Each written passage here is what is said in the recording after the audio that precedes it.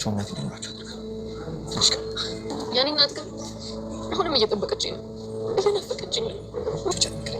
በቃ ዝም ብሎ ይቅርታ የለም ሆን አድርግልኝ። እሺ ምን መጣ አብጌልን ይቅርታ አድርግላት ነው ወደ ቤት ትመለስ።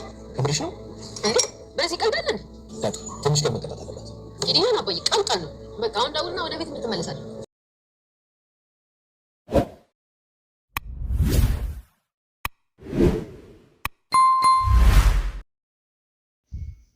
ለካ ሰው በዚህ ልክም መልካም መሆን ይችላል፣ ደግ መሆን ይችላል የሚለውን ዛሬ በዳጣን ያየሁትና እንግዲህ ከቤት ልታባረራት የምታሴረውን ሴትዮ አብራት ውጭ ላይ አድራ እንደዚሁም ደግሞ እንግዲህ ብርድ ሲጠብሳት አብራት አድራ ጠዋት ተለይታት ማንም እንዳያቀብላ ወደ ቤት ተመልሳ ነበር ዳጣ ማለት ነው።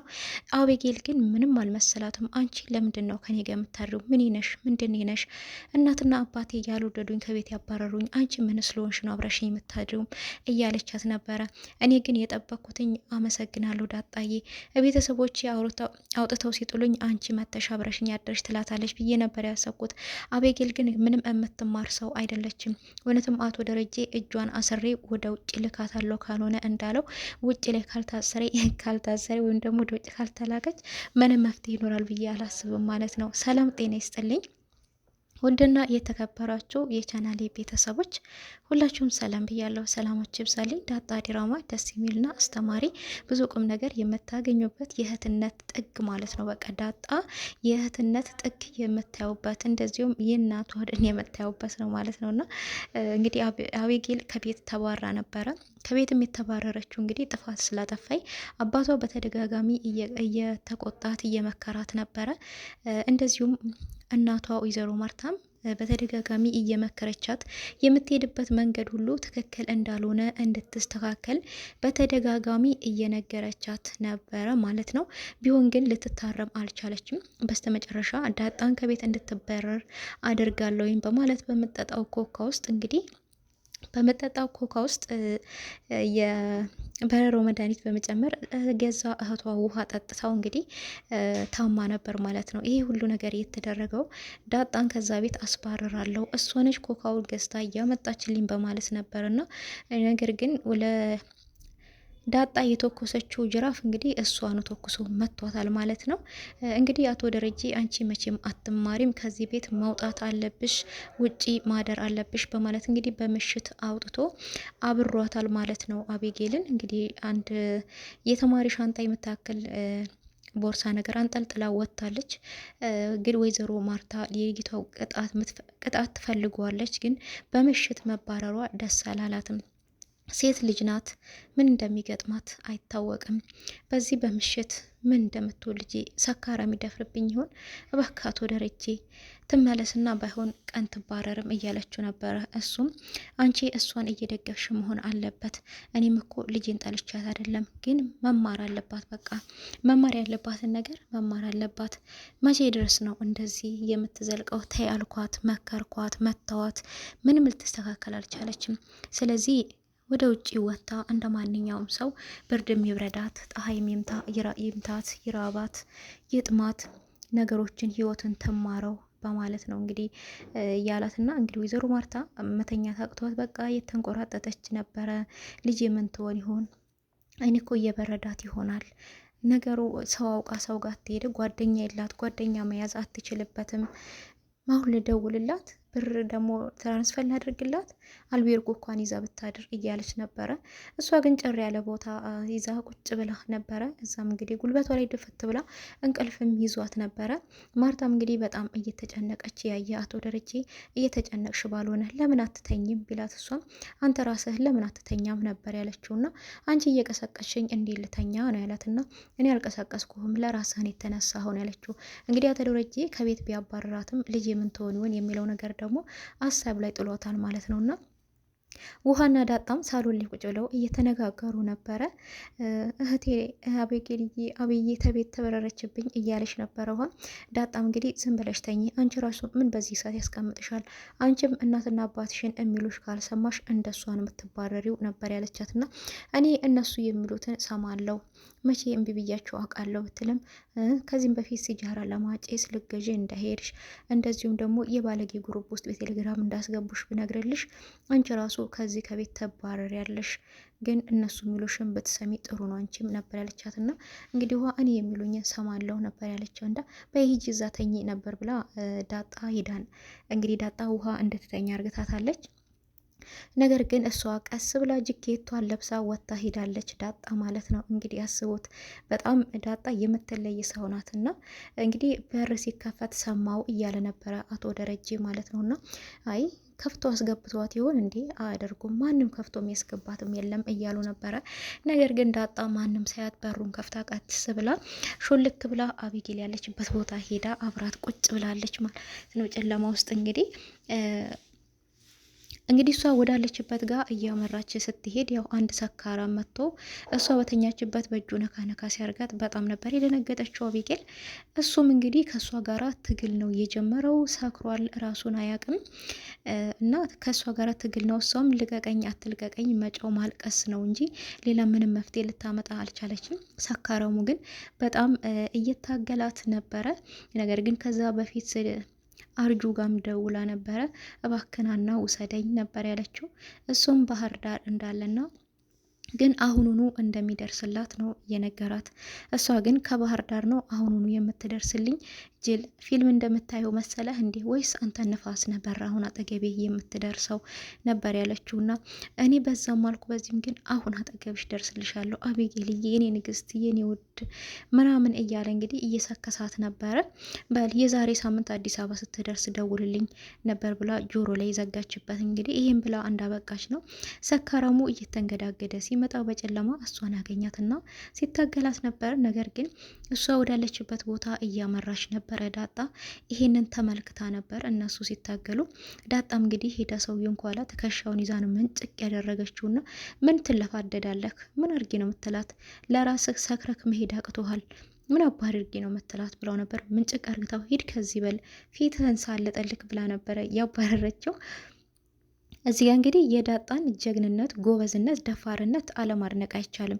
እንግዲህ ጎበዝና ጠንካራ አስተዋይ ሴት የሆነችው ዳጣ የብዙ ሰው አመል አውቃ ያደገች ልጅ፣ በመንገድ ላይ ያደገች በሰው ፍቅር ያደገች ናትና አቤጌል ግን ደግሞ የእሷ ተቃራኒ ሰው ሳትሆን አውሬ ማለት ይቻላል። አቤጌል ልክ በቃ የአውሬ ባህሪን ያላት፣ ከሰው መግባባት አትችል።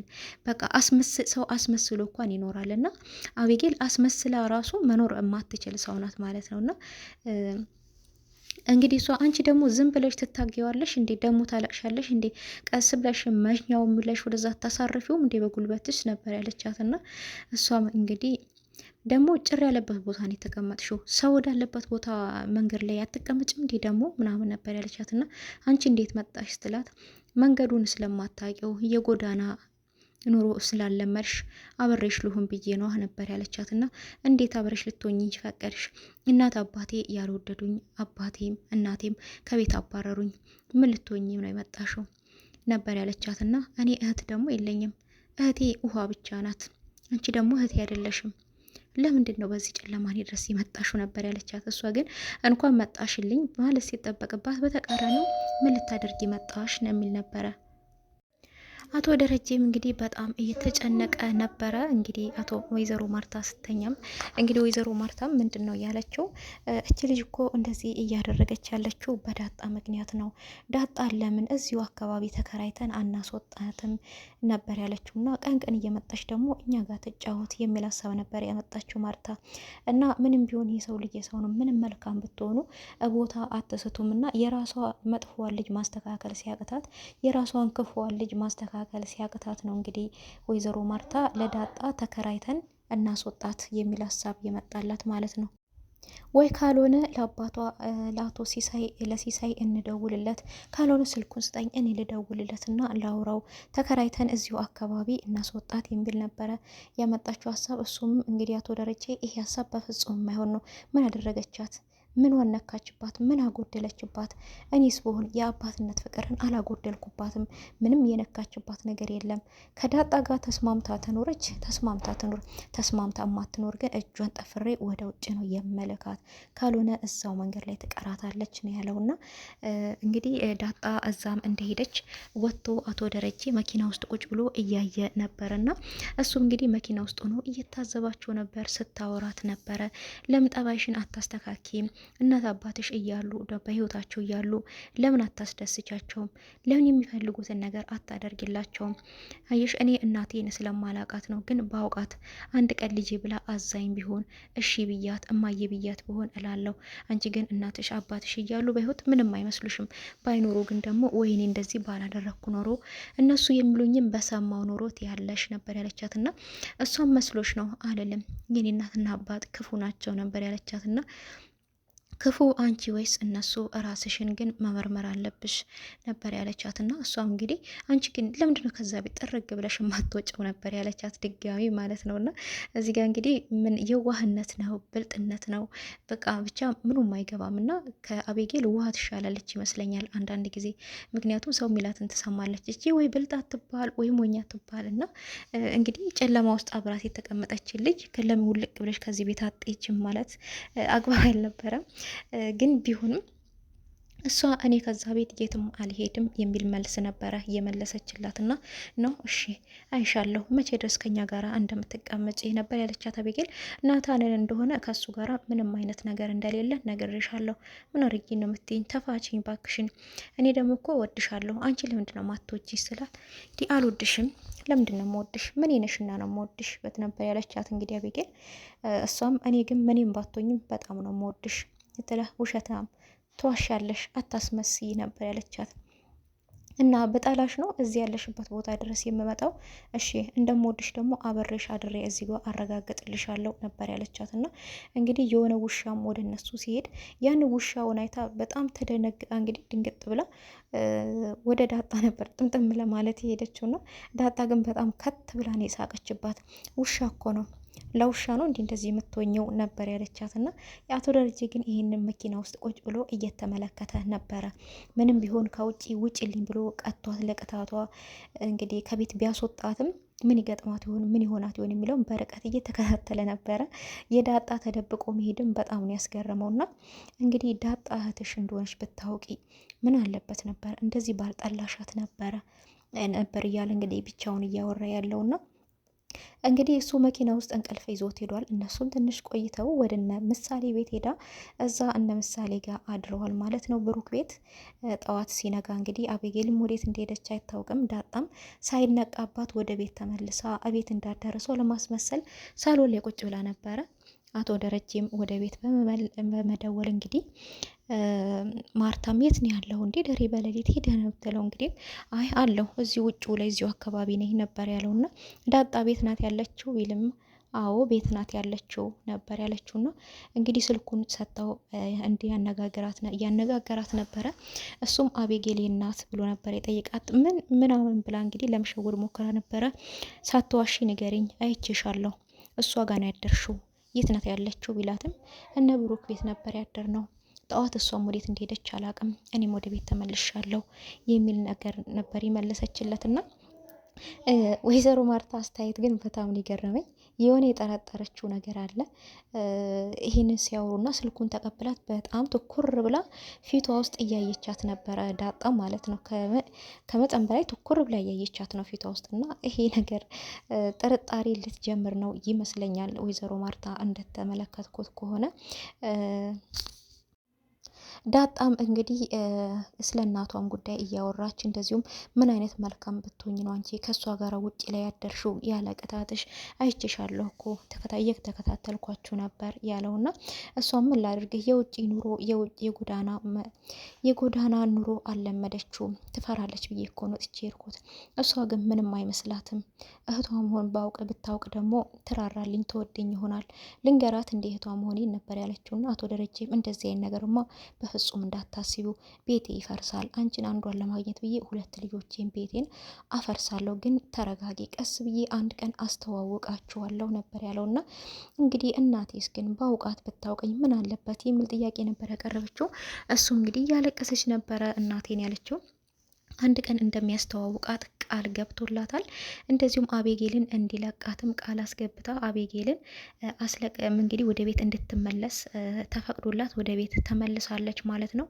ነገር ግን ይህን ሁሉ አድርጌልሽ አታመሰግኝኝም ወይ ብትላት አላመሰግንሽም። ለምንድን ነው ማመሰግንሽ? ለምን እንዳደረግሽልኝ ራሱ ማወቅ ፈልጋለሁ ነበር ያለችው። አመሰግናለሁ ብትላት እንኳን ጥሩ ነበረ። ዳጣም ተሳስታ እህትሽ በሆንስ እያለቻት ነበረ። እንዴ አንቺ እህቴ ነሽ እህትሽ በሆንስ ነው ያልሽው በማለት ነበር ያፋጠጠቻት። አረ እባክሽ ተሳስቼ ነው እያለች ነበር እሷም። በቀጣይ ቪዲዮ ምን ተፈጠረ ምን አለ የሚለውን ይዤላችሁ እመጣለሁ። በቀጣይ ቪዲዮ እስከምንገናኝ ቸር ሰንብቱልኝ።